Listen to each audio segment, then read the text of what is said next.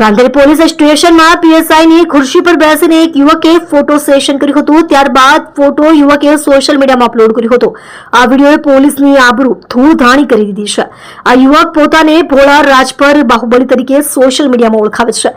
તેણે માત્ર photo session જ નહીં પરંતુ ઇન્સ્ટાગ્રામ પર યમરાજ સે અપની યારી હૈ ગીત સાથે વિડીયો પણ પોસ્ટ કર્યો છે, જેને હજારોની સંખ્યામાં લાઇક્સ અને કમેન્ટ્સ મળ્યા હતા।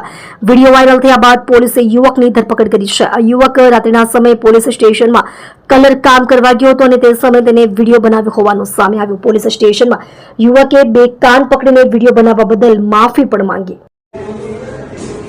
आज से 7-8 महीने पहले मैं रांदेर पुलिस स्टेशन में कलर का काम करने के लिए आया था नाइट में, और चेयर सब निकाल के बाहर रखी हुई थी।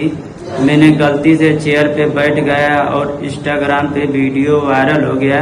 मैं उसके लिए माफ़ी मांगता हूँ कि आगे से गलती नहीं होगा, और मेरे खिलाफ कोई भी पुलिस स्टेशन में वांटेड रिकॉर्ड नहीं है, और मेरा नाम मोन्टू नहीं है, मेरा नाम भोला राजभर है।